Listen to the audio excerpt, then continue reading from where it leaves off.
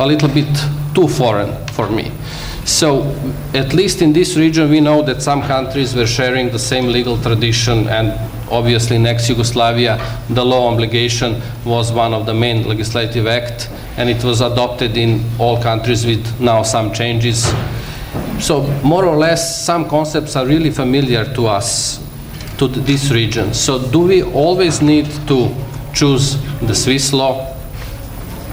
It is very often that you see the Serbian companies dealing with whoever they're choosing the Swiss law. Like the in-house lawyers know why they're choosing the Swiss law.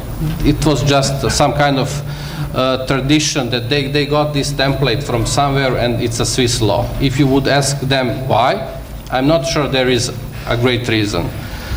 Or for example, take a Hungarian company and the German company. You know, quite often Hungarians speak German, even I think more often than English. So why would they go to London Court of International Arbitration?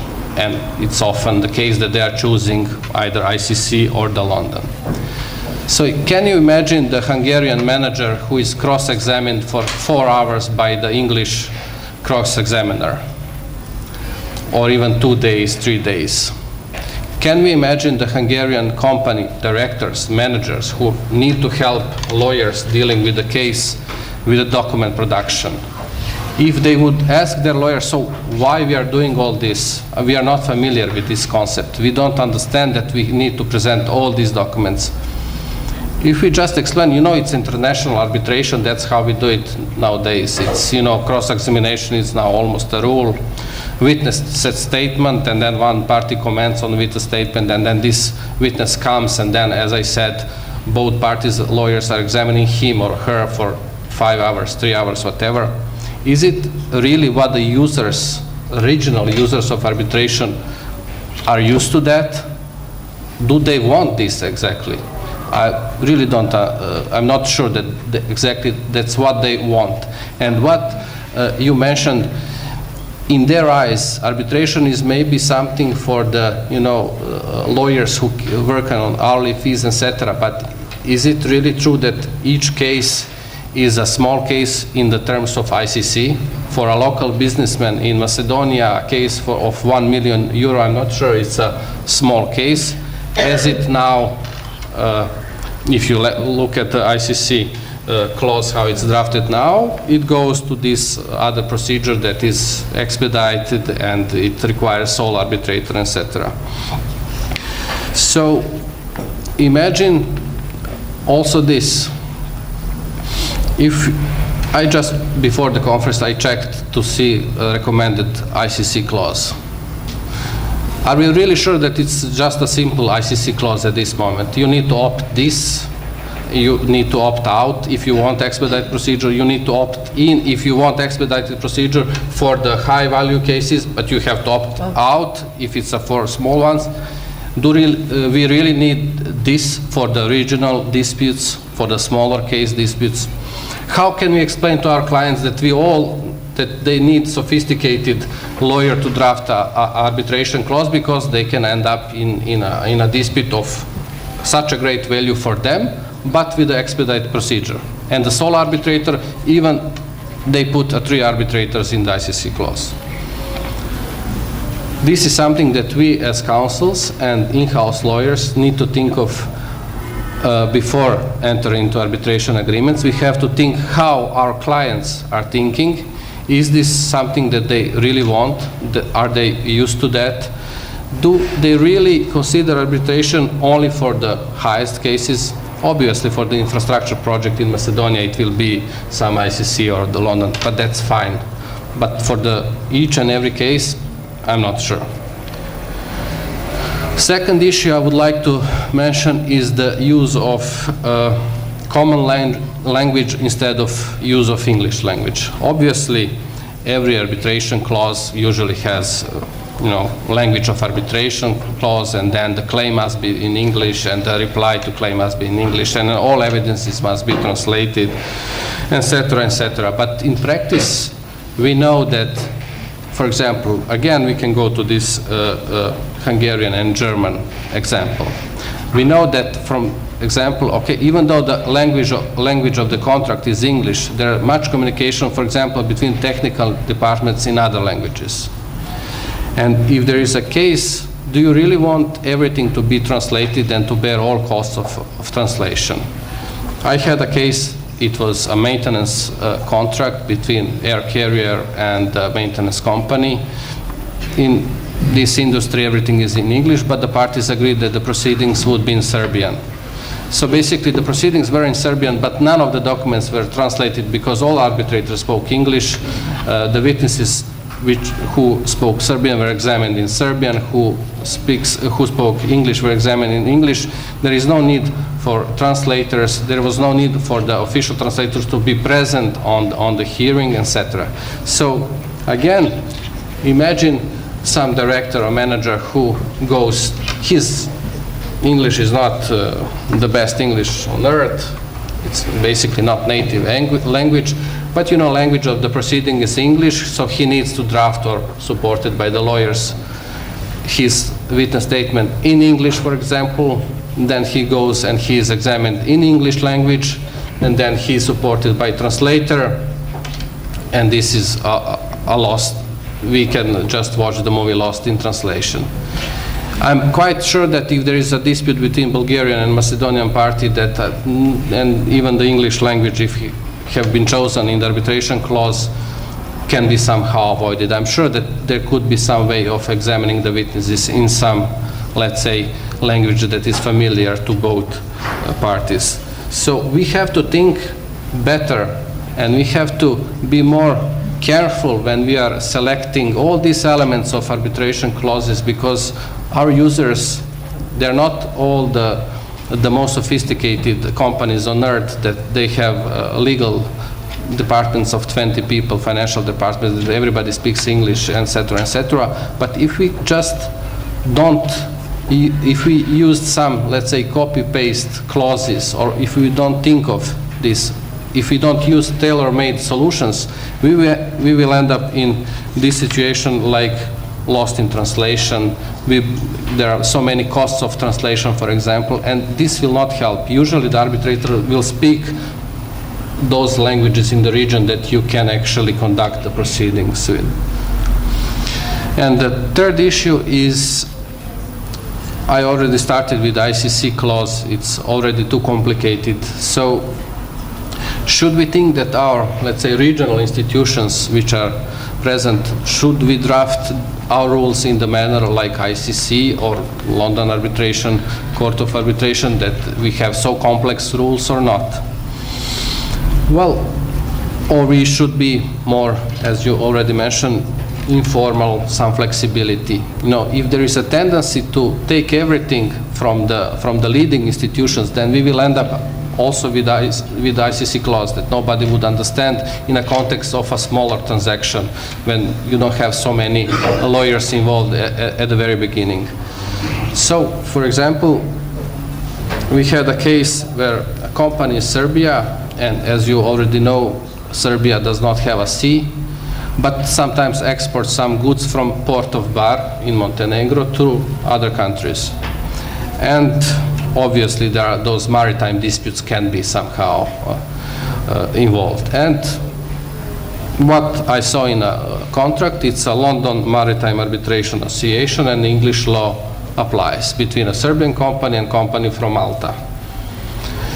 When I asked a lawyer, in-house lawyer from this company, so what do you know about London Maritime Arbitration, he knew a little bit less than me. At that moment, I didn't know anything. So I asked him, how did you, well, you know, we get this, it's actually it's a charter party, so not much negotiation, so he just signs, or he's the director. I'm not sure about the colleagues from Malta, whether they knew something or not, but then anyhow, we end up in the London Maritime Arbitration Association. The first surprise was, of course, a bill and costs of London Maritime Arbitration Association. And luckily for our client, we did not engage English colleagues, because the amount of dispute was not that high that you really require some English colleagues, so we managed to deal the case ourselves. But, for example, if Montenegro would have special rules about maritime arbitration, for example, in their arbitration institution, which are developed, and if there would be people knowing to deal with these cases, why not? Shouldn't we choose this, for example, types of rules for these regional maritime cases? Or Croatia, which obviously has more developed maritime practice, I'm not sure whether they exist or not, but I'm just speculating. I'm sure that not all cases should go to this specialized maritime arbitration association, but quite far from the region. And the last is something which is not related to those psychological aspects of arbitration, and it's also not related to regional arbitration. So again, you can wonder why I'm talking about this. So this is basically a question, and I'm sure that I know the answer. If I would be asking Macedonian colleagues how many arbitration they had between the company from Skopje and from Kavadarci dealt with arbitration, I'm sure not much. The same as would be in Serbia. If you would ask, is there a domestic arbitration, the answer would be less than zero. So even though the legal framework, at least in Serbia, exists, there is, domestic cases can be dealt in arbitration.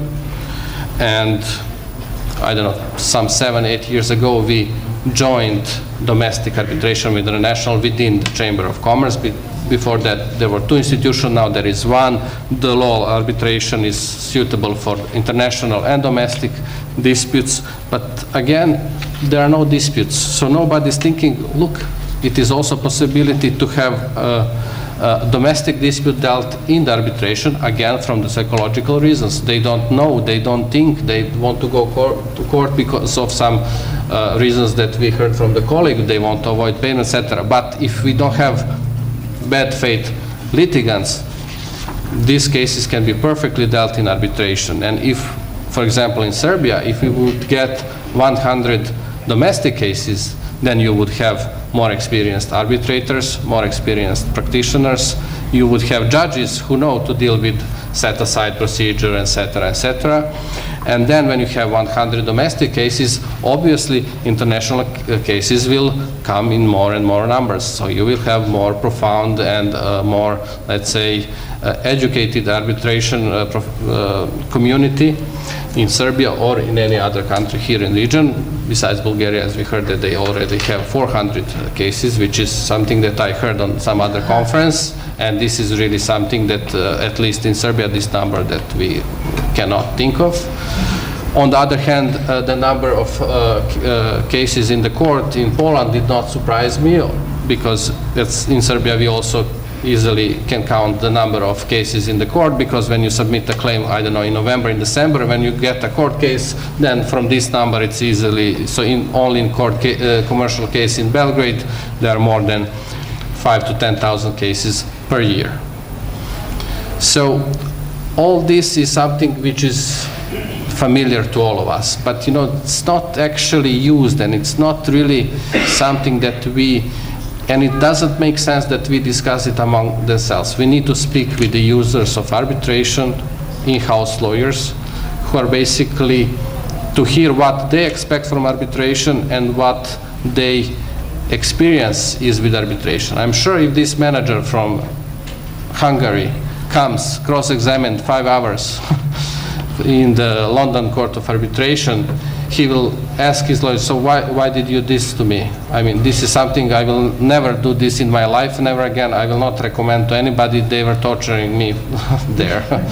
I thought it will be 1 hour or 2 that I present the case and that's it. And he will never use, he will never recommend to his colleague in this business sector. And then this bad experience, not experience as such, but for something that he did not expect and something that he doesn't want, will make arbitration not actually good for the users. So I will conclude with remark what I saw yesterday when I was coming by car from Belgrade, and I saw a lot of trucks waiting on the border, on both sides of the border. So normal people usually see trucks and I saw contracts, because every truck is carrying goods, and if there is goods, there is usually a contract. So in each truck I saw arbitration clause. So if every truck would be carrying a right arbitration clause, we will have a future also for the regional arbitration. Thank you.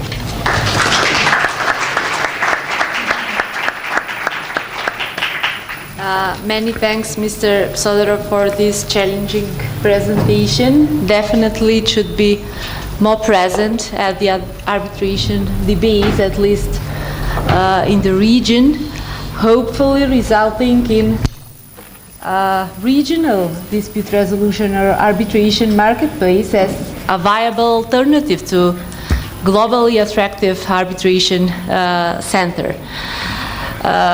So we are running out of time, but it's still time for a discussion. Yes, please raise your hand, introduce yourself, and put the question. Professor. Секогаш е добро да ви слуши домакинот, председателот на судот за арбитража ни помага да си ги чистиме крилата и да се освежиме по оваа дискусија. Ви благодарам многу.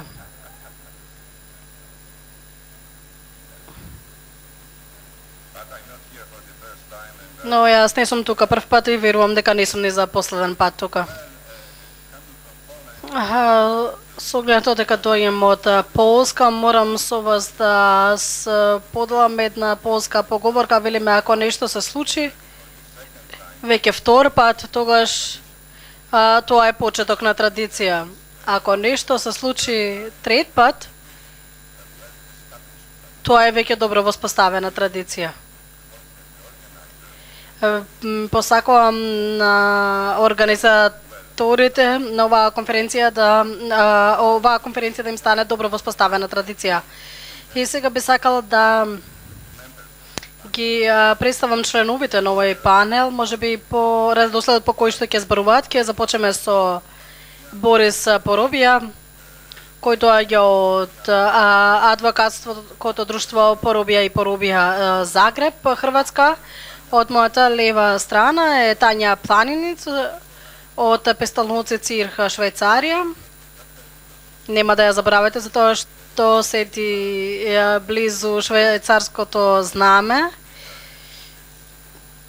И потеклото на нашиот говорник е јасно, и Тања вели дека таа потекнува од Црнагора. И од моја десна страна е Аманда Нил од Фрешфилд за Брукхаус, Терингер, Виена, Австрија. Мислев дека е Австријка, меѓутоа таа е од Австралија. Не погрешно спелување на програмата, туку вистина е тоа. Имаме околу 45 минути според планот, иако започнавме подоцна, ми рекоа дека ќе ми се прости доколку дискусијата трае 10 или 15 минути подолго, меѓутоа мислам дека секогаш е предизвик да се зборува на гладна публика. Ручекот е резервиран за 3 часот и секогаш е навистина предизвик да се задоволат гладните луѓе со добри вести. Борис, ти имаш првата шанса.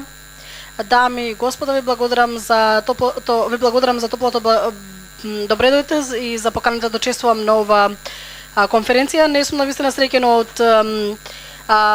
времето во Македонија, кој што е навистина потопло отколку во Загреб. Тука заради тоа што оваа топла атмосфера во собата, која што е полна, која е полната со ентузијазмот, никош не слушнав владен функционер кој што зборува со ваква поддршка на владата за арбитражата и дури и посветеност да се решат проблемите и споровите пред приватни трибунали. Ова е нешто што ретко се случува во Европа денес и мислам дека утре ќе слушнете нешто повеќе за тоа. Сега ќе ги прескокнам дополнителните комплименти, подоцна ќе ви ги кажам, затоа што имам 15 минути и морам на брзина да ве проследам низ низ мојата презентација, чија тема е спојувањето на арбитражните постапки. Зошто ја одбрав? Заради тоа што забележав дека Македонија нема спојување во го има зборуваат спојување во законот, ниту пак во правилникот на арбитражниот суд во Стопанската комора. Сепак истовремено трендовите во меѓународната арбитража и трендовите кои што се однесуваат на пристапот на спојувањето се движат со голема брзина. Во последните 10 години повеќето големи арбитражни центри и арбитражни институции го променија својот пристап кон спојувањето со цел да се да увидат како да се справат со ситуација каде што нема претходна согласност од сите страни вклучени во арбитражата.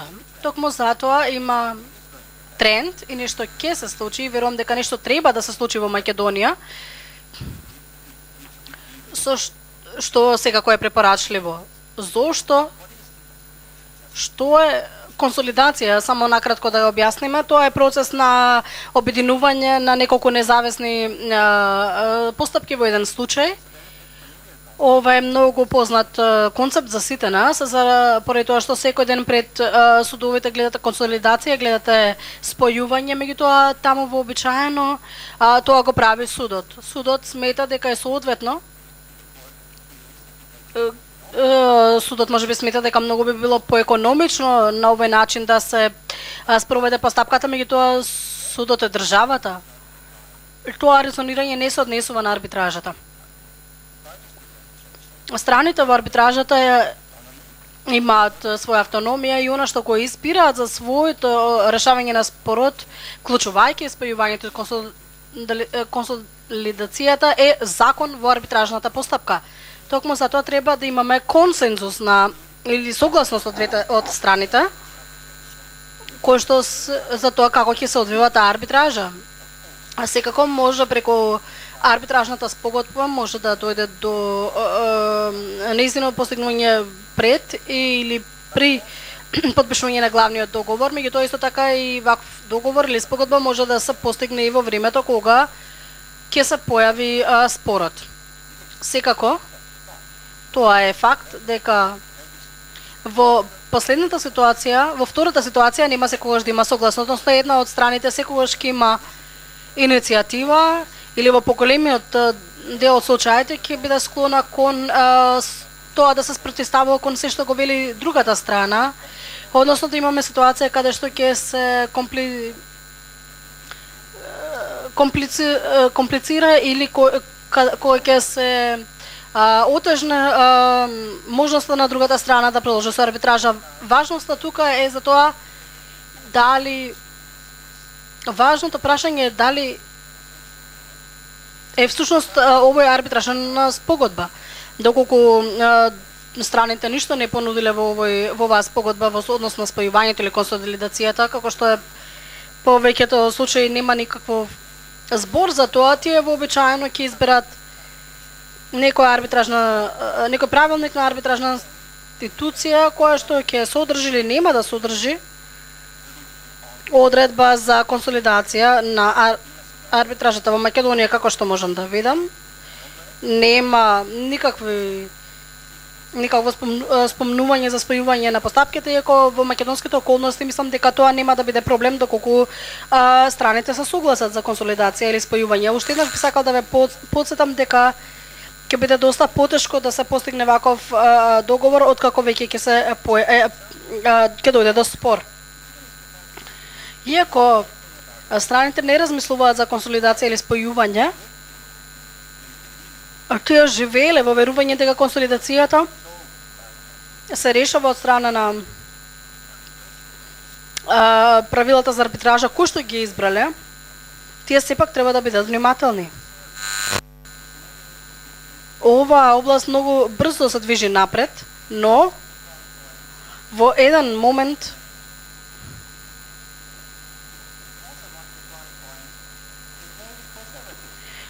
Тоа беше доста конзервативен пристап.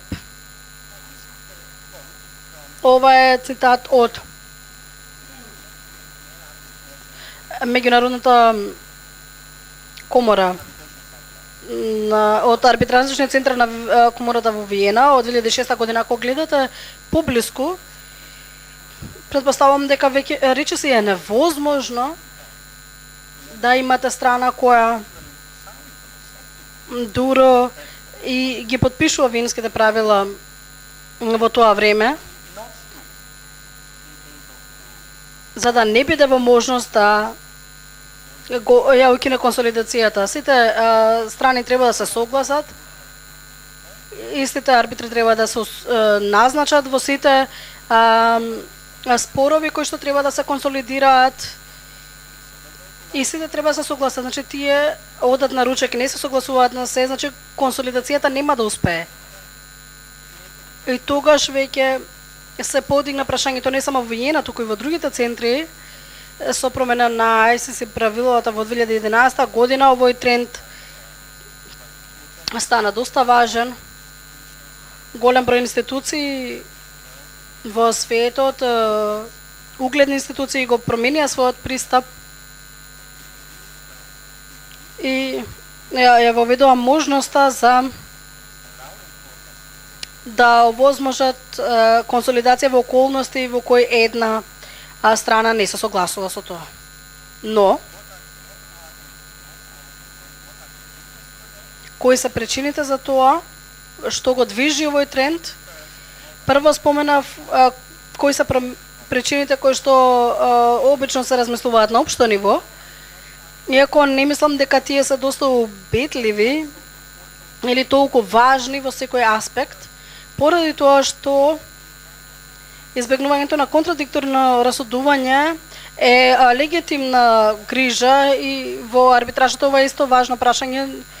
Можеби не сакате да имате конфликтна арбитражна пресуда заради тоа што без разлика каков е правниот третман на овие одлуки, тоа секогаш ја намалува вербата во системот, и да е правно се уште пак има недоверба во системот поради тоа што страните не сакаат да бидат изненадени на ваков начин, да имаат различни арбитражни одлуки. Значи, ако имаме, вие тужам за €1.000.000, вие ме тужите мене и велиме дека нашиот договор е ништовен. И тогаш што правиме во таква ситуација?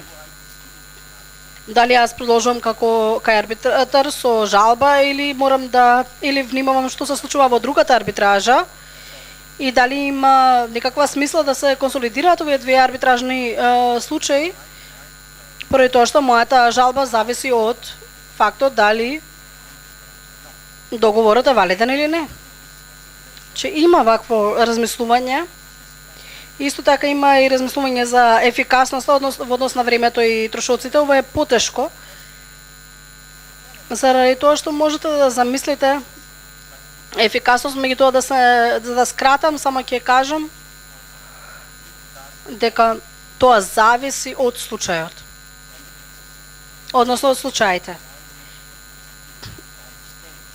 Зависи од фазата, од постапката која што започнала прва, до кој степен таа веќе еволуирала. Доколку е во рана фаза и веќе имате консолидација на друг случај во тој случај, односно спојување на двата случаи, тогаш може да имате предобивка во однос на ефикасноста од едноставни причини. Ако треба да сослушувате сведоци во една постапка и во втората постапка, тогаш ако ги споите случаите, ќе ги слушнете само еднаш и вештаците ќе ги слушнете еднаш и нема да ја повторувате истата работа во двете арбитражни случаи на штета на страните, на трошоците и така натаму. Меѓутоа секогаш треба да се секогаш тоа треба да се анализира по случај. Значи мора да го гледате тоа од различен агол, секогаш. Најверојатно не е прифатливо да имате страни кои би ве во 10 различни арбитражи. Нема да го вклучам ова прашање затоа што може да најдете различни примери каде што ова нема смисла. Меѓутоа тоа може да се третира како проблем на авторитет. Меѓутоа од практична гледна точка, на практично ниво имаме процес на промена на арбитражните правила и најчесто тоа е за да не се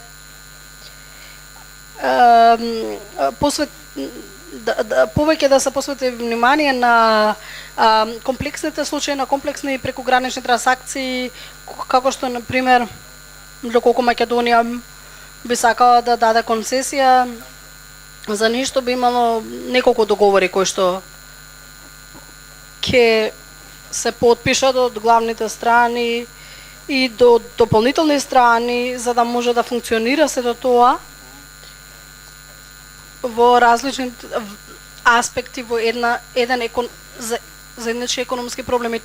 Проекти, тоа е ситуација каде би било многу важно да се има спојување во тие ситуации каде одредени факти или правни прашања би биле релевантни за повеќе од еден договор или за повеќе од една страна вклучени во целиот проект. Се чини дека овој тренд на вистина беше предводен од подсериозно гледиште од вообичаениот и токму затоа и тој, како што кажав, еволуирал низ различни правила. Отколку да навлегувам во секое посебно правило, избрав тука еден пристап, а тоа е да ви покажам арбитражни правила од 2013 година. Тие се добри затоа што покажува што се случува во другите центри, другите юрисдикции, во некои аспекти дури да се оди подалеку од тоа. Ако го прочитаме овој текст, ќе видите дека по 13а дека сите страни се договориле или се согласиле на консолидација. Сите жалби во арбитражата се направени под иста арбитражна спогодба, што значи дека е возможно да се има консолидација дури ако не сите страни се согласуваат на тоа. И третото е фино затоа што вели дека онамо каде што има жалби во арбитражата под различни арбитражни спогодби, споровите во арбитражата се појавуваат во врска со истата правен однос и арбитражните спогодби не содржат контрадикторни одредби кои што би направиле ова спојување или консолидација да биде невозможна. И во секој случај тука веќе имаме проблем каде што имаме како што кажавме претходно, ова е предмет на доста еластична или детална потреба да видиме како ова ќе се примени во пракса. Ова 13.4 доста ми се допаѓа затоа што доста навлегува во директивата тоа дека одборот може да го повлече она што било одредено и да ја примени одредбата 19, односно вклучување на арбитри во рамките на арбитражниот трибунал. И тие се ако тие не се ако арбитрите веќе се назначени и не може да се отповика, тогаш веќе имаме потешкоти. Ќе ви давам еден едноставен пример за импликациите на тој закон. Тоа е многу едноставно. Страна А започнува два арбитражни случаи меѓу Б и Ц. Б е врз основа на договорот, значи во случајот, значи и вториот арбитражен е само против Б, врз основа на арбитражна клаузула на договор за купување и трансфер. И во овој случај би се влијало врз цената на трансакцијата. Значи, современ пристап, да видиме како тоа заврши. Одборот реши да го одбие барањето. Б и Ц причини, значи не се меѓутоа страните беа меѓусебно поврзани заради тоа што знаеме дека си е директор и собственик на Б. Арбитрите беа засновани на две различни арбитражни клаузули. Во едната велиме да, например, јазикот беше англиски, во втората фински јазик и на крајот тогаш веќе меѓусебно страните се договорија да имаат ист арбитражен трибунал и треба да се и арбитражна постапка која што се води на ист јазик, што ќе се постигне и затоа е дошло до спротивставување на консолидацијата. Значи, иако правилата изгледаат фино кога ќе ги прочитате, може да бидат поволни за одредени сценарија, сепак има голем број можност за одборот да одбие консолидација врз основа на различни причини. Значи, без да видиме дали секако најдобриот начин да се олесни ова е да се увиди при подготовката на арбитражната спогодба.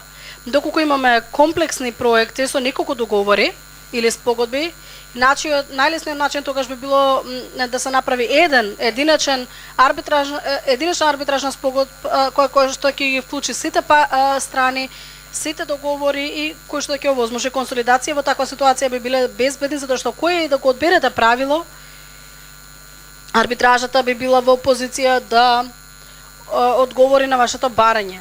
Че би било доста полесно и подобро. Доколку имате од некаква причина ситуација каде им склучувате посебен договор со посебна арбитражна клаузула, тогаш мора да се осигурате дека од причини кои што беа претходно спомнати, дека например имало различен јазик на постапката и слично, исто така е важно арбитражната клаузула клаузули меѓусебно да соодветствуваат и да се отфрли ова можност за некомпатибилност. Тоа беше мојата последна порака и се надевам дека ви се допадна мојата презентација. Ви благодарам.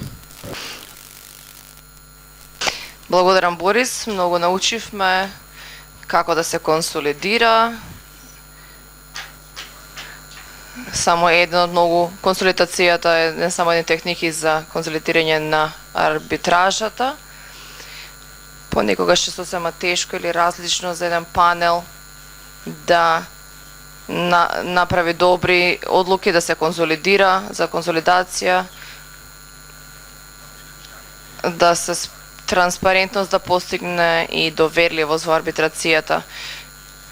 Во врска со техниките спроведување на арбитражата ќе се вратиме на мекото право, кое што бројни региони рекоа дека најлоша арбитражно имаме тај на Планинц има тешка задача да ни раскаже како да се организира арбитражата со помош на мекото право. Тања, имате збор. Знам дека е тешко, но благодарам за ова. Прво да ви кажам дека сум многу почестена дека сум тука денеска. Зборуваме на овој панел за оперативните постапки, бидејќи се соочуваме со огромен притисок со времето и мојот говор веќе требаше да биде долг, но ќе побрзам и се надам че има смисло во што го кажам. Затоа прашувајте ако и тоа за време на ручекот, доколку не ме разберете, ќе се фокусирам на ICC законот и на што се меки закони. Тоа е чудна изрека и ја надминува оваа презентација. Ке ви зборувам за теориите, дефинициите. Има различни дефиниции на меки закони, различни сваќања за тоа што би подпаднало под дефиниција на меко право, што ќе значи мекото право. Ќе биде презентација и тема сама по себе и секако нема да навлегувам во дискутирање. Затоа прашувајте ме прашања за ова. Оно што сакам да го сторам на оваа презентација е да користам широка дефиниција и да кажам дека мекото право во меѓународната стопанска арбитрација се однесува на квази легални инструменти кои што немаат никаква обврзувачка правна сила и тоа е битен момент. Тоа имаат послаба сила отколку традиционалното национално право или тврдото право. Во оваа смисла важно се спомене дека мекото право, кој што е значајно за меѓународната арбитрација, е направено надвор од државната сувереност, од фактори кои што не се самите држави. Значи имате меко право, ќе се донесе од меѓународната професионална издруженија, IBA, меѓународната асоциација на правници или на институции за арбитрација, како што се ICC, или регионалните институции и меѓународните организации, како што се UNCITROL. Тие имаат малку поголема сувереност од ICC. Ова се домените, да речеме, актерите, односно законодавците, кои што не се државни законодавци, кои што го донесуваат мекото право. Се дели на процесно, тоа е мојата тема денеска, пример за процесно земање докази на меѓународната стопанска арбитража, потоа унидра принципите од меѓународните стопански договори. Ќе ви дадам идеја, ќе ви дадам примери подоцна за да сватите подобро. Станува се многу попопуларна меѓународната арбитража, после 30 години, не е вест некоја тоа.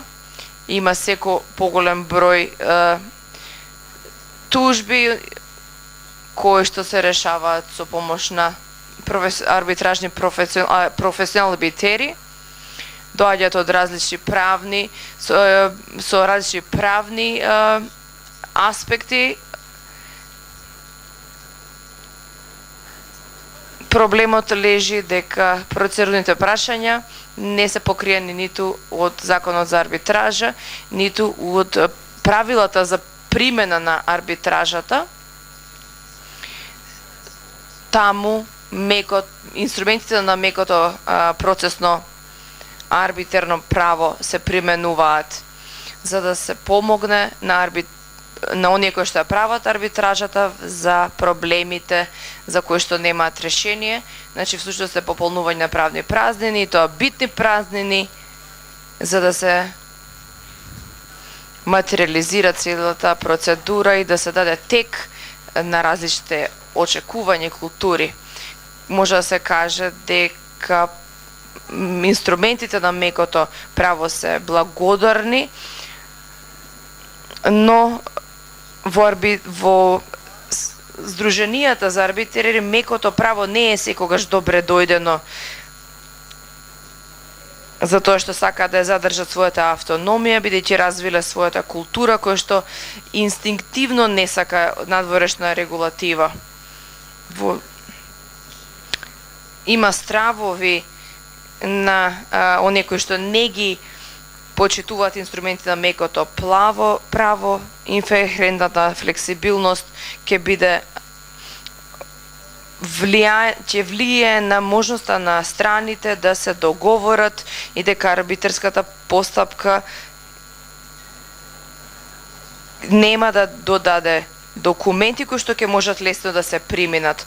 Така, на овој начин, оние кои што се плашат од инструментите на мекото право размислуваат кој е влијанието на мекото право за меѓународната арбитража.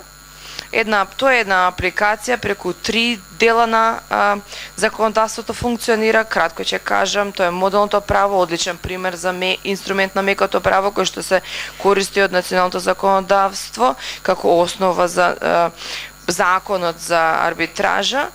80 држави го имаат прифатено, Република Северна Македонија го има прифатено, што го има усвоено овој арбитражен модел, тој е инструмент на мекото право кој што користи за да се направи хабардовото право, тоа е успешна приказна, другите средства, другиот начин на кој што мекото право може да се примени е преку договор, кога страните се договараат дека процедуралното меко, инструментите на процесното меко право ќе бидат применливи на нивниот спор и станува дел од нивниот договор и како обврска на договорот е обврзувачот за странките. Во овој случај имаме меко право кое што се претвара во тврдо право. Но ова се ретки случаи. Во последните 15 години во арбитража сум го видела само 2 пати каде што страните на вистина има било какви насоки во случај на спор кон арбитражата.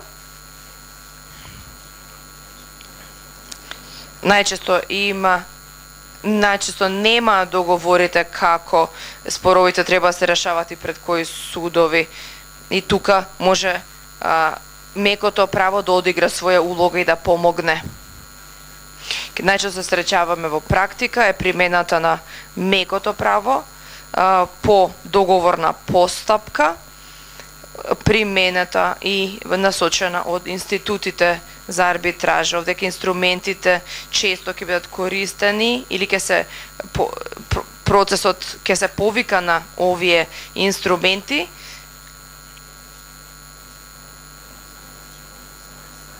Додека одредбите на тврдото право врска за арбитражата ќе бидат неми по некои прашања. Имаме конференција за управување со спорови, каде што се предлага дека IB треба да се земаат докази како насока. Ова е типичен случај со кој што ќе се среќавате во практиката. Никогаш не сум се среќала со случај каде што IB правилата за прибирање докази се договорни или обврзувачки.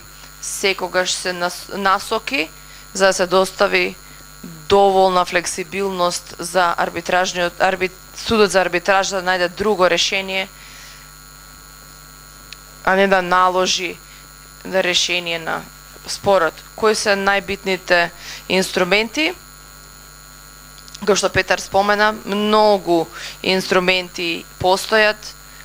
Секоја институција, издруженија има своји инструменти, но само неколку се потребни, ако може се каже така, и всушност се широко применувани низ светот од институциите или од од здруженијата на арбитрите.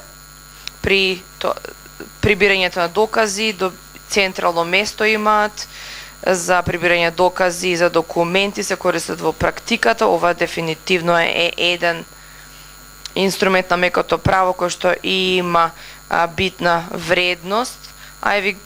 Насочниците за арбитража се најчесто се инструменти кои што најчесто употребувани во постапката за арбитража и не само се применуваат на советите, туку и индивидуалците арбитри и институциите за арбитража, искористени се и прифатени од минорите судови.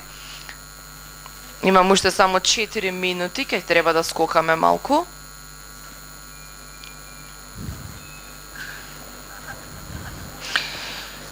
Имам долга листа што треба да ве прочитам, но само споменам бидејќи темата ми е за организацијата на постапка за арбитража. Прв авторитарен стандард од 1996 година, 2016 година е променет и мислам дека даваат доста сеобена листа како да се води арбитражата, треба да се користат или треба да се повикуваме на нив, не само за адхок арбитражата, туку и во арбитражните судови, во институционалните процеси за арбитража. Значи IBO ги споменав, тоа се пионерски документ за водење на арбитража. Да се за забелешките на ICC за водење на арбитражна постапка. Правилата за арбитража се едни од најкористени правилници за институционална арбитража и за да се подобри и да се направи поевтина, потранспарентна, даваме правила од 2017 година и од тогаш ги освежува, ги од 2015 година прв пат се издадени и компилација се на различни ICC инструменти на мекото право, некои од нив се јавно достапни, а некои не биле. Тука се насочува критиката дека некои од нив не се јавно објавени и токму за тоа во една единствен документ ICC 36 страни документ ги објавува повторно и тој документ дава практични насоки како да се води арбитражната постапка пред арбитражните судови. Ова е битен документ, отворено е за дискусија која е нормативната вредност, дали ќе биде полесно да се користи како инструмент на мекото право, не само за тоа што ги задоволува сите ги да дополнува правилата. Например, битен пример, сите знаеме дека овие правила можат да наложуваат арбитражната одлука да биде донесена во рок од 6 месеци. Во најголем број случаи може да се продолжи, но не знаеме дека арбитрите треба да за 2 или 3 месеца донесат одлуки од последното материјално сослужување, последната писмен поднесок. Доколку не го направи тоа, судот може да ги намали нивната награда. Ова е судска пракса која што е директна последица од однесувањето на арбитрите, бидејќи има казна за нив доколку не дадат предлог одлука од 2 до 3 месеци. За 2 до 3 месеци ова е податок кој што не може да се најде во правилникот, туку може во забелешките да биде најдена. Арбитер кој што започнува арбитрација треба да ги прегледа забелешките, бидејќи може непријатно да се изненади.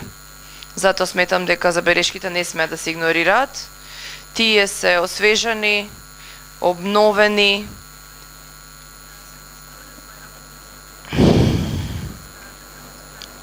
појаснуваат сега дека објавата треба да се прави не само спрема странките и трети лица, туку и дека и за сите заинтересирани страни од исходот на арбитражата. Ова што е ново е дека секретариот ќе воспостави листа на почетокот на арбитражата за така наречени битни лица, трети лица и заинтересирани страни кои што се вклучени во целот договорен однос, меѓутоа не се потписници на истиот и не се дел од спорот директно, или трети лица кои што се заинтересирани за случајот.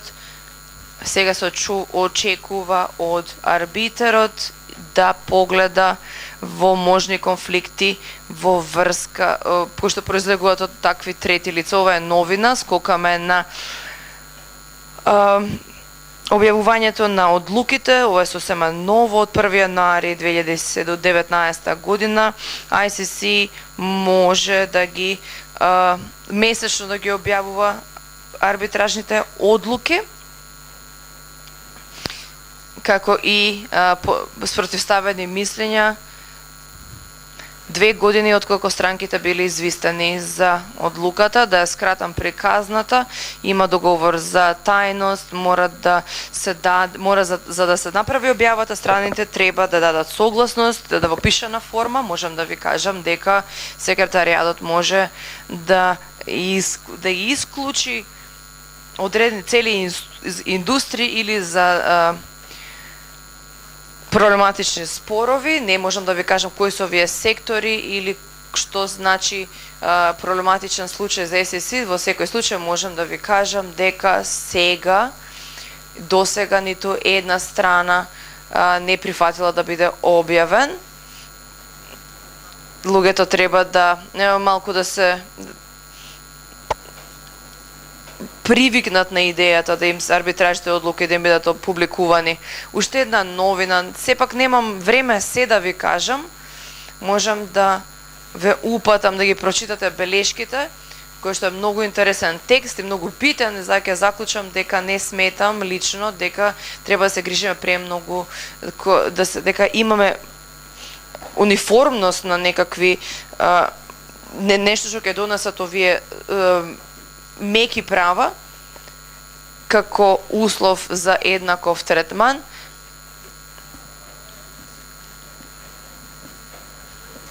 Бидејќи мекото право ќе донесе една рамка на процедурата на арбитражата, ќе се изгуби легендарната флексибилност, но се надевам дека, предпоставувајќи дека ќе речам дека она што доколку процесот нема, доколку се изгуби на флексибилност, ќе се добие на предвидливост. Благодарам. Tanya, thank you for this fantastic presentation. Благодарам за фантастичната презентација. Темата беше толку обемна што знам дека еден ден ќе напишеш книга и сакам да ми дадеш еден примерок со твојот подпис. Сите ја видовте дека Тања е мајстор за скокање, тоа е спортска терминологија. Тоа не беше скок на далечина, туку скок во височина. Тања, темата е многу возбудлива, ги имаме IBA, правилата, но исто така само скандинавските правници велат дека има нешто како што се нарекува дански правила на земање докази. Во Копенхаген вашите колеги ќе инсистираат да ги користите нив неколку месеци. Имавме правила на однесување, наречени прашки правила за прибирање докази во меѓународната арбитража, кој што е оригинален продукт, еден од најдобрите од 1962 година во овој дел од Европа. Затоа да направиме избор помеѓу 3 групи правила за земање докази, ќе биде представува проблем за арбитрот.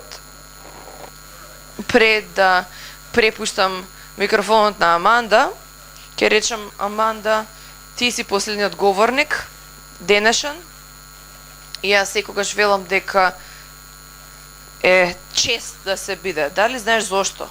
Бидејќи зборуваш на најдобриот дел од публиката, најзаинтересираните за конференцијата, најпосветените и најтрпеливите.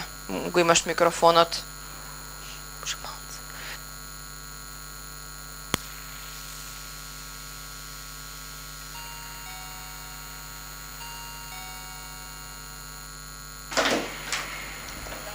Благодарам.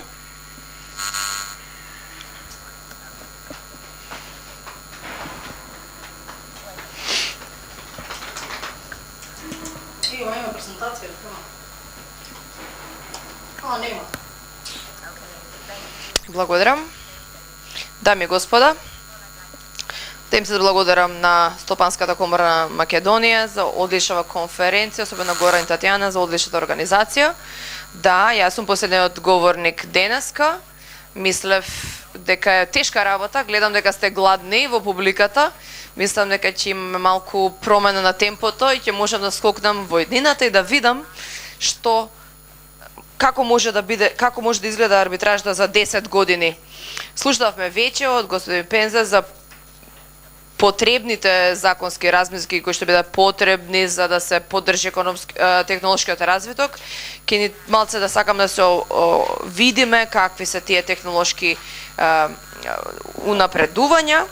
Пред сите да кажат ова е сосема небитно за нас и сосема небитно за Македонија.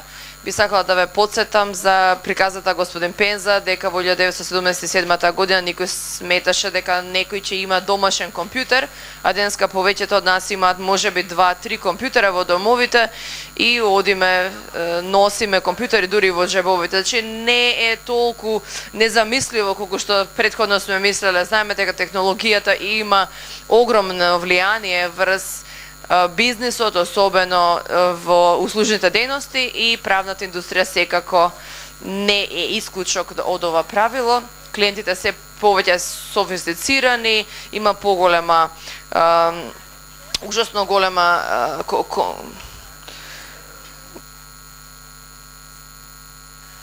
конкуренција, ово е особено случај кога станува збор за решавање на спорови. Тоа е една област од правото каде што клиентите не гледат вредноста од трошење голема сума пари, особено од кои ќе ги изгубат предметите, особено заради премалку инвестиција во разрешувањето на спорот. Значи, овие адвокати користат технологија, особено користат вештачка интелигенција за да им пружат услуги на своите клиенти побрзо и поевтино. Користењето на технологијата им возможува на адвокатите да достигнат различни цели, прво да се поголи ефикасноста се зголеми, да се најдат подобри решенија за проблемите, трето да се приберат информации во корист на нашиот клиент и да се фокусира на интересните делови од нашата работа, правното размислување и анализа. Значи, правните технологија и вештачката интелигенција помагаат кога имате работа со голем обработување на голем број на информации и нивно синтетизирање. Тоа вели дека технологијата ќе има огромен удел во арбитражата и тоа во повеќе фази. Еве ги фазите што ќе се случува за 10 години во арбитражата. Прво, избор на арбитри. Има алатки, се развиваат за да се изберат арбитрите. Како што знаеме, како правници, како арбитри, и изборот е најважната одлука на странката во процесот. Знаеме дека еден од партнерите највеќе се заинтересирани за ова, најактивно се вклучени, се прави истражување на какви информации. Информации што се јавно достапни за арбитрот, врз основа на препораки, на искуството и секако интервјуата кои што се одржуваат со арбитрите. Во компании како Freshfields имаме пристап до голем број информации за арбитрите, имаме арбитри кои што имаат големо долгогодишно искуство. Меѓутоа има многу компании кои што имаат пристап до вакви информации и тоа токму за тоа се развиваат бази на податоци кои што овозможуваат информации директни и непосредни информации за арбитрот и за тоа одредени работи кои што можат детално да се анализираат. Исто така овие бази на податоци не само што овозможуваат пристап до информации, туку и правечност, отчетност и транспарентност во нивното назначување, поради тоа што тоа може да биде достапно до голема група луѓе. И ваквите бази на податоци исто така се применуваат и во изборот на вештаци. Следната фаза во која што гледаме поголема улога на технологијата е преглед на документите и правно истражување. Она што е познато како документ дамп, односно тоа е проблем, односно тоа значи тоа е да речеме куп на документи кои што ви го дава клиентот и треба вие да се снајдете со него и врз основа на тие документи вие ја правите жалбата, за да видите докази и факти кои што ни се потребни за да изградиме случај. Исто така, често се случува во фазата на создавање документи во најдавнешниот случај кој што бе вклучена беше да се направи документа, имаше 1,3 терабајти документи, за некаде мораше да се гледаат сите тие документи за да се види дали има релевантни информации за случајот. Гледате дека ова одзема многу време и чини многу, но исто така има и алатки кои што се развиваат за да се помогне овој процес да стане поевтин и да одзема помалку време. Така што имаме алатки кои што ги нарекуваме Кира, односно тоа е машината ги чита документите и ги влече важните информации. Тука вклучува и поднесување на околу 15.000 документи во тврда копија. Користиме оваа програма за да се прочита документите и да се види кои се најважните делови од овие документи.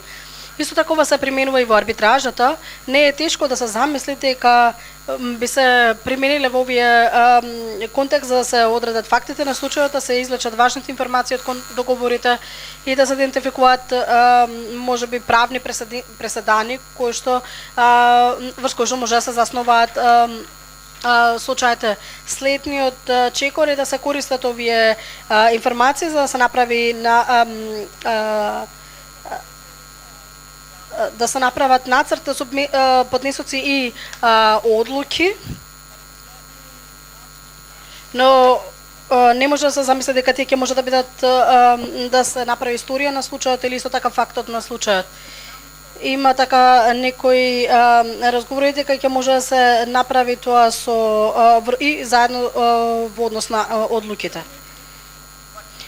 Од име на сослужувањето, каква технологија гледаме во сослужувањата во иднина? Денес ваквите сослушувања се одржуваат лично, има важна причина за тоа, затоа што тие се заснуваат на ефективна комуникација меѓу страните, советот, вештаците и со арбитражниот трибунал. Значи, сослушувањата во лично возможуваат советот и трибуналот да го гледаат кредибилитетот и движењето на сведокот и да одредат тежината на сведоштвата на овие сведоци, меѓутоа тоа е доста скапо, а и исто така ги спречува овие сведоци да бидат надвор од своето работно место. Исто така имаме видеоконференции, меѓутоа најверојатно следниот чекор ќе биде технологија вклучувајќи холограми, телеприсуство.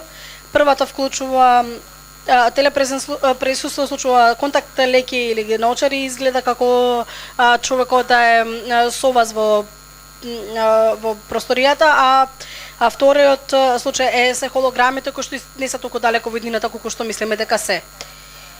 Друг начин на кој што технологијата би помогнала во арбитражата во иднината е универзален превод. Како што сите знаеме, барањата за повеќе јазични арбитражи се зголемуваат и преведувачи одлично работа, како што го видовме денес, ви благодарам дами. Но исто така тука има и големи трошоци за постапките, може да се зголеми нивното време траење. Е секако има технологија тука универзален превод кој што присма електроди од движењето на лицето и на вратот и движењето на мускулите се перцепира така што се врши превод на различни англиски, така што тоа е точно 80%. Не е премногу далеко од иднината што ќе би било при што би било 100% точно. Последната алатка што ќе би ја спомнала накратко е технологијата за детектирање лаги. Има различни региони од мозокот кои што се вклучени во создавањето и процесирањето на лагите, на начин на кој што би тие би се идентификували, барем теоретски може да се одреди вистински од невистински лаги, односно точни од неточни одговори.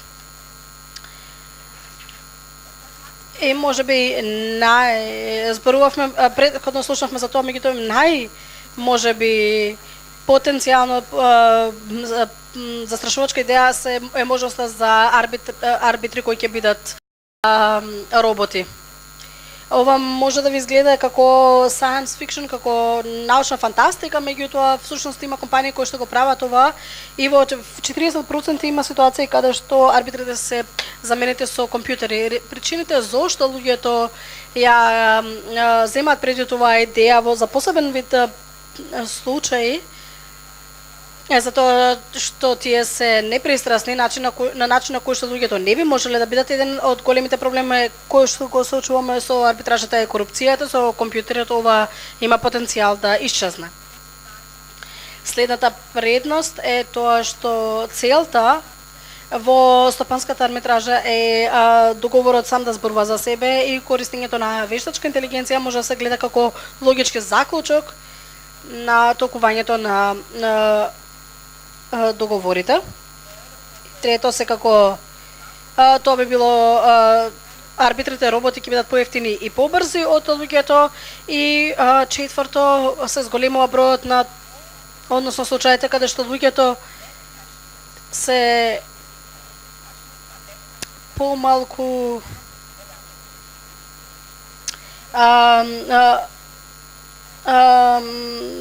да речеме склони кон нивното учество во ваквото решавање на спорови. Затоа што ниту губењето, ниту добивањето не е она што некогаш порано беше. И токму затоа во одредени случаи одговорот на спорот може да биде одреден со помош на робот. Моето лично гледиште е дека нема да стигнеме тоа затоа што сметаме дека решавањето на спорови е премногу човечки процес, има 3 работи кои што компјутерот не може да ги чува или барем нема да може да ги направи во блиска иднина, а тоа е дека немаат емоционална интелигенција, немаат емпатија и немаат чувство за правда и вистина е дека во поголемиот број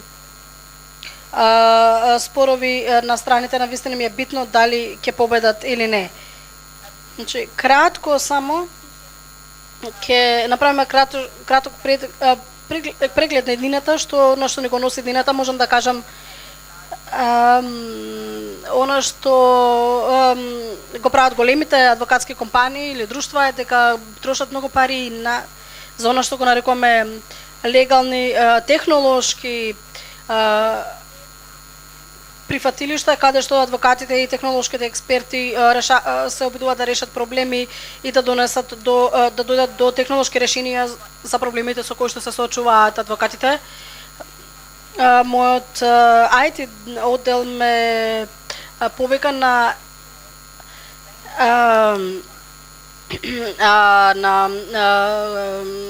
обука во која што се вика на пример објасниме како да имам 5 години каде што тоа е за почетници и тие сакаат да не научат да кодираме и како тоа да го направиме, за тоа како технологијата би можела да ни помогне во нашата професија и како би можеле да им помогнеме на информатичарите да развијат алатки за да ни помогнат во нашата професија, која е пораката за земји како Северна Македонија, каде што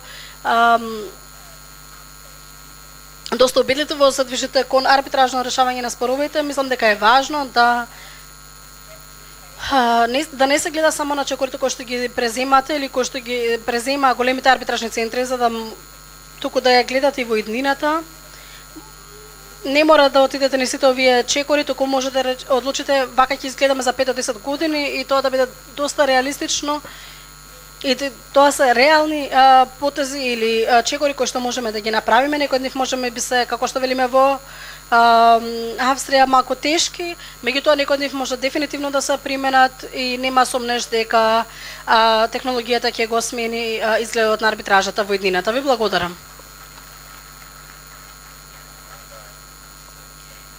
Аманда, ви благодарам за ова прекрасно, фантастична презентација. Сега научите дека машините може да ве заменат, барем во некои делови од вашата работа. 30% или 80% од поднесоци може да бидат направени од машини. Слушнав дека во САД веќе имаат програма која што се користи во судовите, која што ги подготвува случаите врз основа на пресудани. Машината ќе подготвува документите, кои што судијата треба само да ги провери и да ги дополни. И во Виена видов робот кој што се викаше Мери, мислам дека е производ на Хонг Конг, на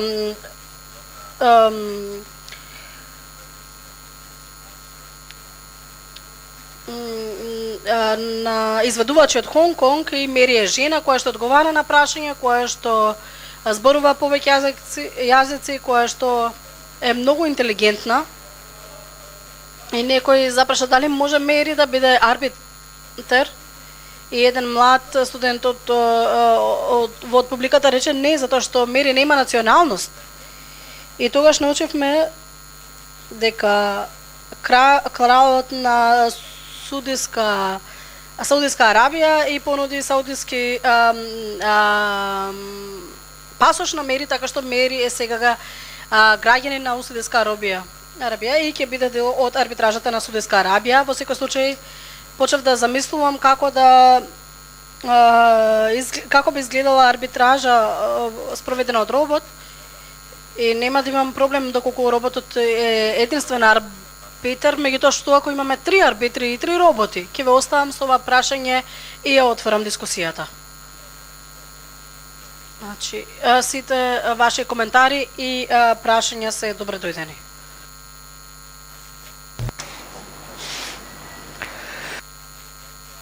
Сакам да прашам.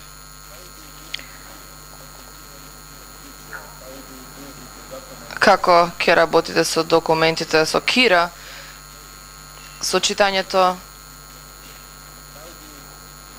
како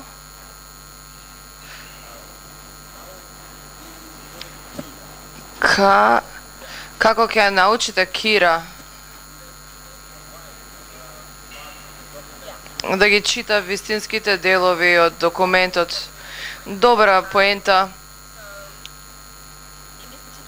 во ова што го споменав, не го работам тоа, користат доста време да ја научат Кира, затоа тие по пат на обиди и грешка, правници и IT експерти работат заедно, правници луѓе ги разгледуваат документите и посочуваат кои тие делови да бидат идентификувани од страна на машината, и се прегледуваат доста документи. Ова е електронски процес, започувате со неколку документи, го учите компјутерот, клучни зборови да се најдат во тие документи и се надградува знаењето. Например, 30.000 случаи може да прочита.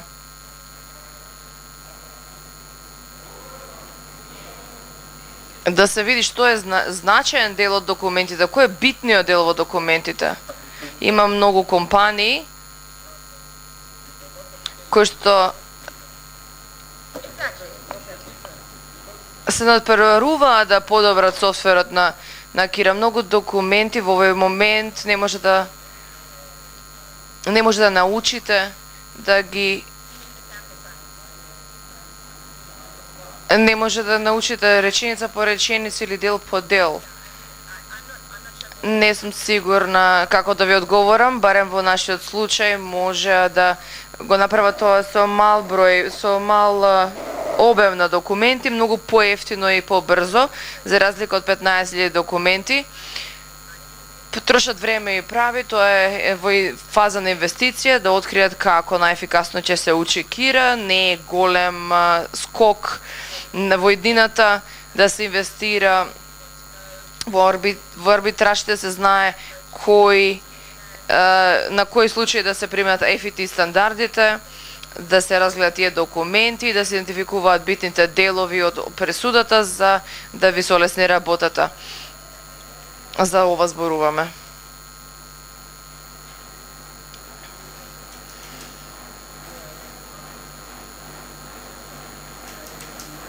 Да додам неколку зборови, може би Аманда ќе рече како големите адвокатски компании инвестираат големи суми пари во овој програм и само големите компании ќе може да користат програмот.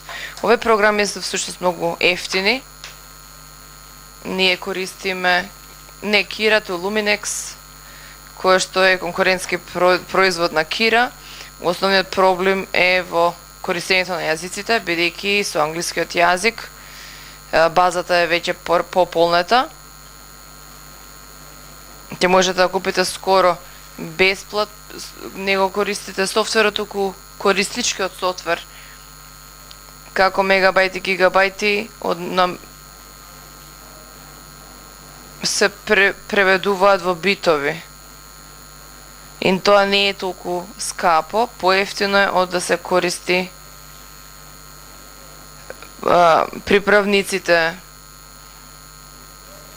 Проблемот е во тоа што имаме различни јазици, особен конкретни проблем е исто така писмото, кирилицата, македонска, дури и словенечката представува проблем, ЧШЖ буквите, затоа што се треба да оди низ FCR и да се аплодира точното значење на зборовите со точно правопис. Имаме договор со Luminance, направија за словенечки, за скандинавските јазници.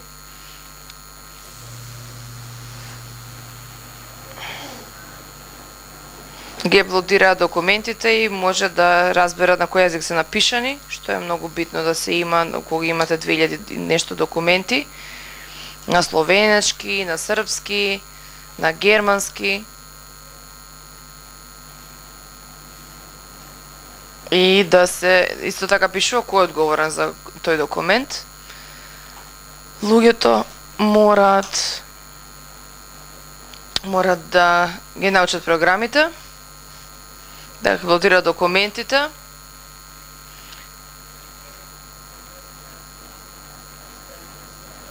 и да потрошат дополнително време. Не да ги бараат само клучите зборови, туку концептите кои ќе бидат клаузулата и да речеме јазична клаузула или клаузула за надлежност. И тогаш во втората фаза компјутерскиот софтвер и алгоритмот самиот себе се учи. Што повеќе концепти, клаузули, различни клаузули, аплодирате различни зборови за ист концепт, дотолку повеќе е веројатно дека софтверот ќе го детектира вистинската содржина. Значи, не е тоа некоја концепт далеку во иднината. Ние користиме Luminex, дури на кирилица. Некоја српска компанија го се договори да го користи, затоа не знам за Кира. Кира е нешто поскапа. Може да се веќе е достапен, може да се користи. Дали ова е добра вест за вас? Се надевам. Секогаш е добро да се затвори со добра вест панелот и одвај чекам утре нешто од првиот ред. Здраво. Благодарам за вашите и интересни идеи, за Тања, за Аманда. Имам прашање. Првото прашање е како сметате дека ќе се развива ова? Не знам дали ова технолошки напредок ќе биде интегриран во правните фирми, во адвокатските фирми, или ќе биде прашање за аутсорсинг, бидејќи заради дополнителните трошоци. Како мислите дека ќе се развива ова, како ја гледате виднината? И за Тања, дали ние треба да бидеме загрижени за долгорочните врски помеѓу арбитер и адвокат? Дали ќе ви треба 20 случаи годишно и 11 овие случаи ќе го назначите истиот личност? Дали ова е прашање за загриженост, како ние би го решиле овој проблем? Како ќе се развиваат нештата. Ќе повторам она што го кажа Пенза. Големите не е ексклузивен овој софтвер, ќе го користат сите, како и сите технологии. Кога мобилните телефони прв пат излегоа беа многу невообичаени и многу скапи, но за кратко време сите ги поседуваат. Многу интересно се чуе и за ова, бидејќи нема да чекаме многу за ова. И за второто прашање, големите фирми вложуваат многу пари и има жестока конкуренција. Многу од големите сметководствени компании се многу вклучени во ова, бидејќи нудат услуги на големите правни компании, каде што процесираат голем број информации и каде што се потребни многу луѓе, значи има огромна конкуренција. Сакаме први да бидеме што ќе го развиеме производот, второ е дека во ова време, ако имате технологијата како Google и Microsoft, значи дека го имате пазарот и адвокатски канцеларии многу се внимателни со аутсорсингот и големите особено имаат хабови во Малазија, во Австралија, во Манчестер, например, каде што имаат луѓе кои што се посветуваат на развидување на оваа технологија за компаниите. Така се стојат работите сега. Секој сака да развие своја технологија и имаме правни компании кои што работат со адвокатските канцелари да развиват софтвер за право, како например Windows и Google, кои што го преземаат пазарот. Не го знаеме одговорот на ова прашање се уште.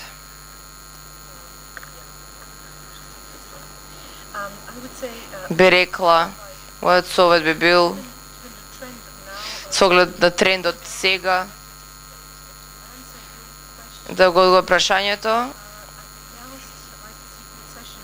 Последната сесија на состав на комитетот кај што бев, седевме, имавме случај каде што одлучивме да не потврдим, да не прифатиме одреден арбитар номиниран, затоа што еден од основите беше дека претходно беше 8 пати беше назначен